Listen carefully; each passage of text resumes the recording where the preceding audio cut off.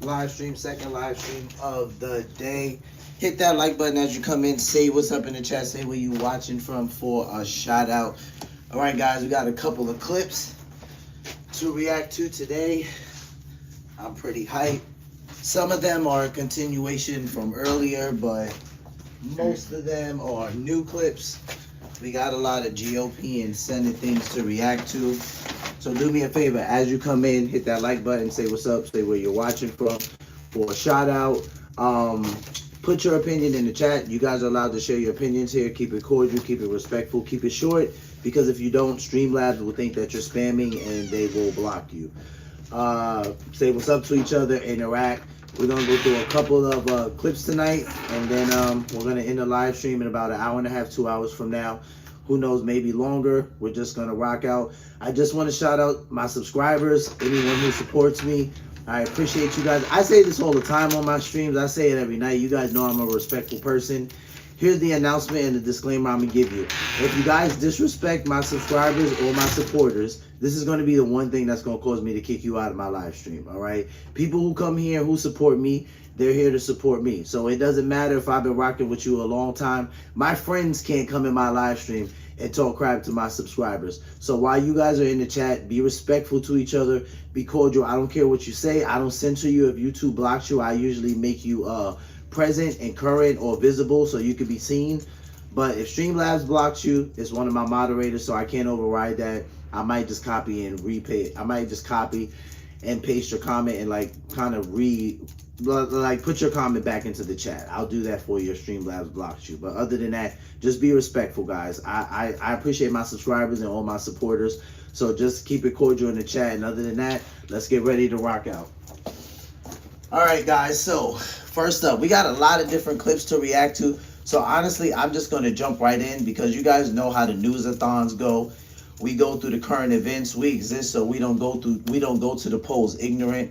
We exist so we understand what politicians we're voting for, right? That's why this channel exists. That's why we come and we talk about politics, religion, live events in real life, all of the things. So first up, where we're going to start at is, I'll tell you guys some of the things on the list though. We got shout out to CBS News and Face the Nation. Democrats split over shutdown deal. Then we got shout out to Live Now from Fox. Department of Justice to investigate TPUSA protest in Berkeley, California. I thought that was crazy. The protest turned violent, so we're actually going to take a look at that.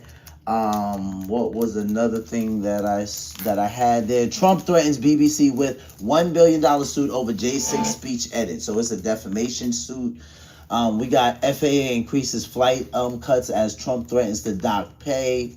Trump proposes $2,000 terror-funded dividend payout plan. So we've actually played that a couple times on the chat, so on the live stream here. So let's jump right into the first clip. We got CBS News and Face the Nation. Democrats split over shutdown deal. Let's take a listen. 2 hours ago. It's the final game, folks. This one wins the series.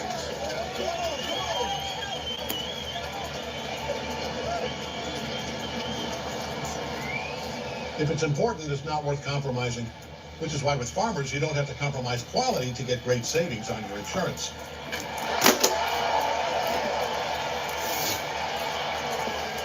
Here, take mine.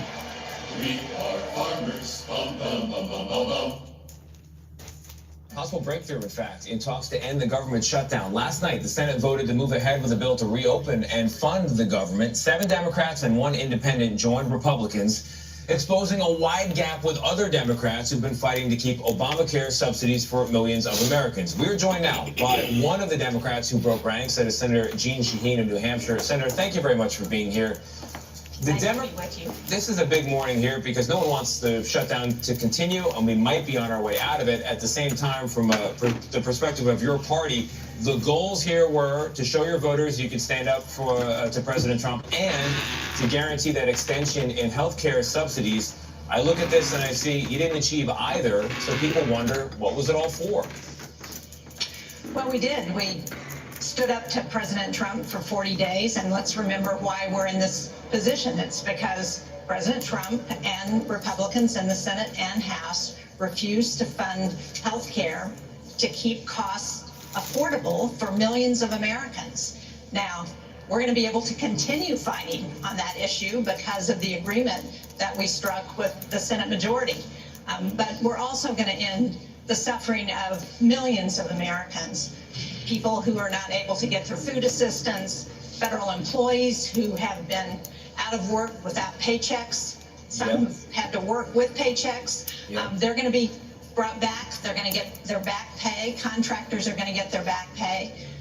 Air traffic controllers are going to get paid. So, and we're going to live to fight another day. And that's what we need to keep people focused on. Well, it's not the Democrats who broke ranks who are the issue here. It's President Trump and the Republicans who have kept us from dealing with the costs of health care. Well, Senator, those issues that you described when it comes to the shutdown, we've covered them. They are real. There's a lot of pain in the country right now, and people want out of this shutdown. But it was that fight for health care subsidies that led Democrats to drive the country into a shutdown. You had the leverage. Now you're out of the shutdown, or on a path anyway. And other Democrats are using words like, this is pathetic. This is not keeping your word. They are very angry. I'm talking about other elected Democrats. What's your response to them? Well, again, I think the focus should stay on the people who are responsible for where we are. And as I said in my statement last night, keeping the government shut down for another week or another month doesn't indicate that there would be any change in the outcome. All it would mean is that more Americans would suffer.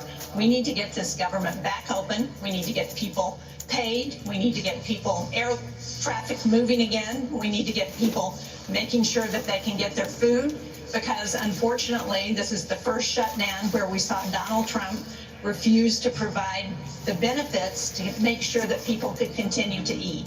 We need to keep the focus on them, not on continuing to fight a battle that we are going to be able to continue because of the vote. Yeah, we all agree, Senator, that this has got to end. It's heartbreaking to see people, government workers waiting in line crying, saying, I'm a human being, I deserve to eat. Right. But what does this mean? What does this say to you that every year it seems like we're having this conversation? If it's not resolved, then the can is kicked down the road.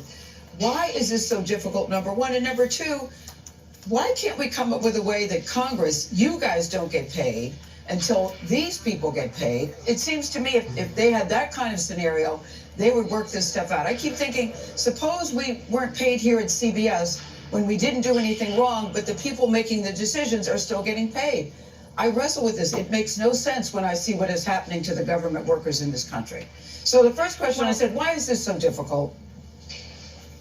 Well, what I hear most from my constituents is, why can't you just work together to address the problems facing this country?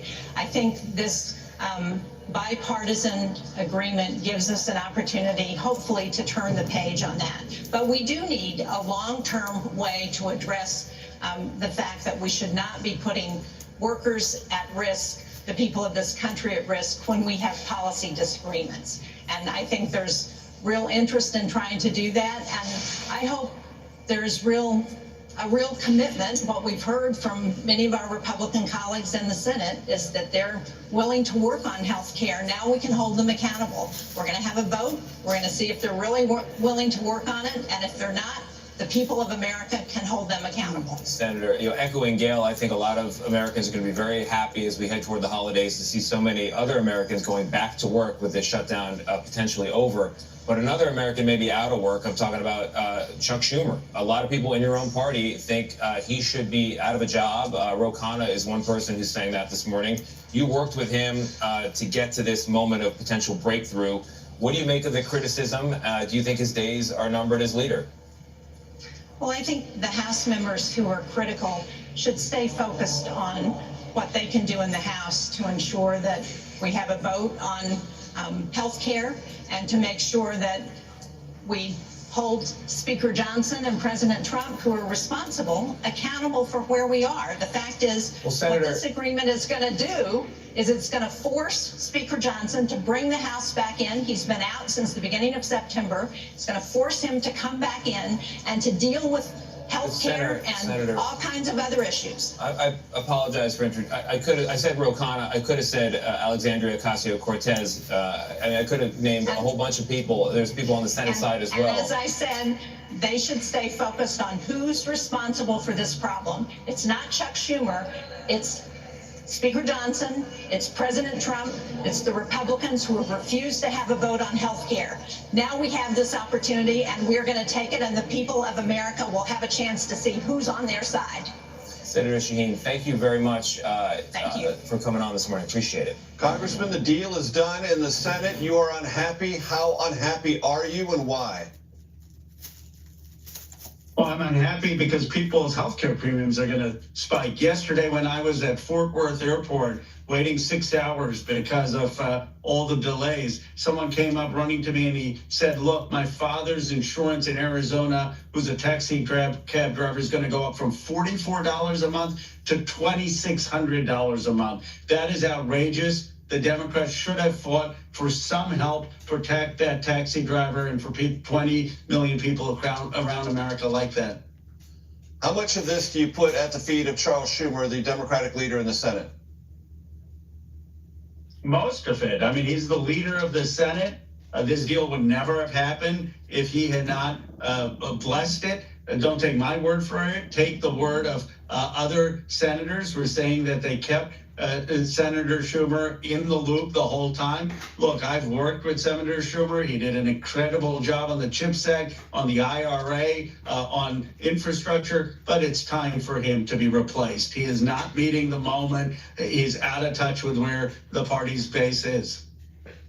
Congressman, you know all shutdowns end, and if Republicans were adamant, as they said they were, that they were never going to negotiate over the health care part of this debate until the government was reopened, what other alternative was there?